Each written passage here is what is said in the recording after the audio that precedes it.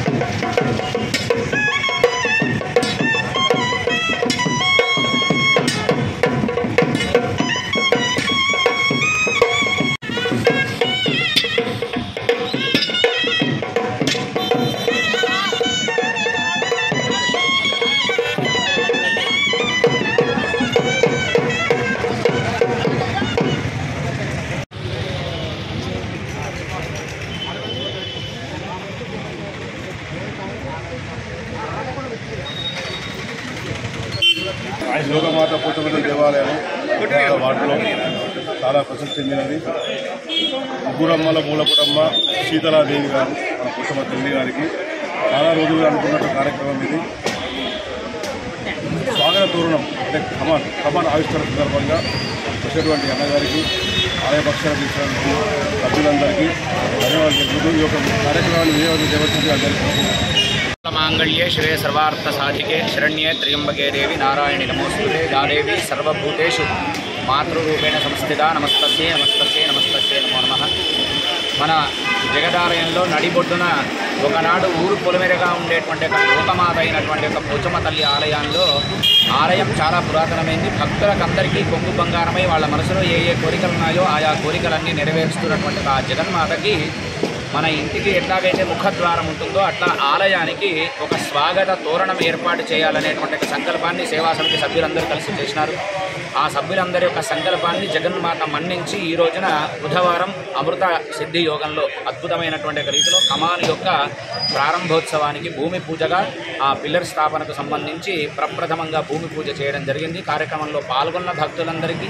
అవకాశం లేని వాళ్ళు చూసే భక్తులందరికీ, చూపించిన భక్తులందరికీ ఆ శీతలాదేవి యొక్క పరిపూర్ణ అనుగ్రహం చేత ఆయురారోగ్య భోగభాగ్యాలు కలిగి ప్రజలంతా సుఖ శాంతులతో ప్రశాంతమైన జీవితాన్ని, ఆనందమయ జీవితాన్ని అమ్మవారు అందరికీ ప్రసాదించాలని మనసారా ప్రార్థన చేస్తూ జగన్మాతా మహారాజ్ఞికి